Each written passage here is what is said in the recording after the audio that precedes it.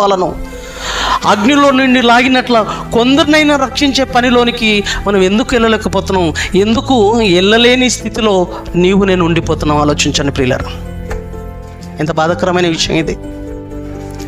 ఎరిగియు తెలిసి కూడా మేలైనది చేయడానికి నేను పుట్టాను, మేలైనది చేయనెరిగి మేలైన దానికోసమే నేను పుట్టాను, దేవుడు సంకల్పించిన పనుల నిమిత్తమే నా బ్రతుకని తెలిసి కూడా బ్రతకకపోతే ఎంత దారుణమైన పరిస్థితుల్లోనికి వెళ్ళబోతుందో మన బ్రతుకు.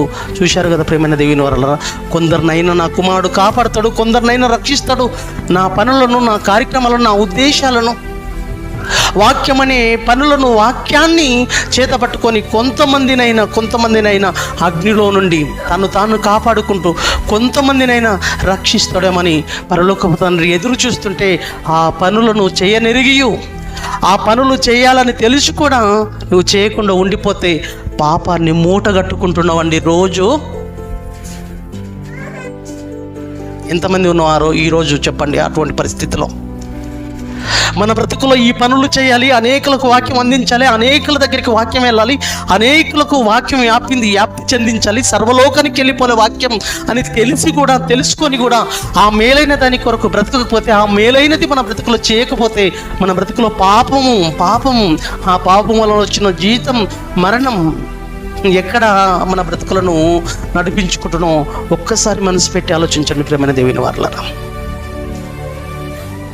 పాపాన్ని మూటగట్టుకుంటున్నాయి మన బ్రతుకులు.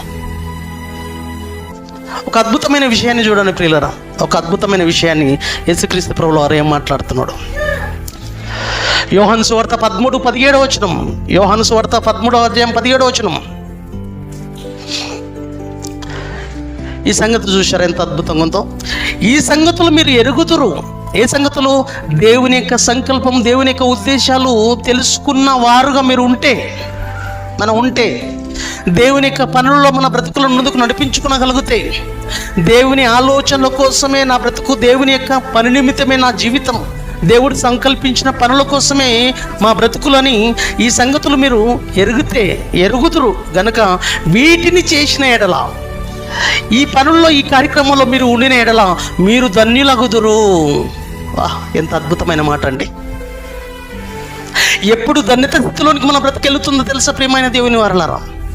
ఎప్పుడు ధన్యత స్థితిలోనికి వెళుతుందో తెలుసా? దేవుడి సంకల్పానుసారంగా నా బ్రతుకు, దేవుడు సంకల్పించిన పనుల కోసమే నా బ్రతుకని తెలిసి ఈ పనులు చేయడానికి, వీటిని చేయడానికి నువ్వు ముందుకు ఎప్పుడైతే వెళుతావో అప్పుడు నీ బ్రతుకు ధన్యతకరమైన స్థితి. అండర్లైన్ చేసుకోండి అన్నమాట.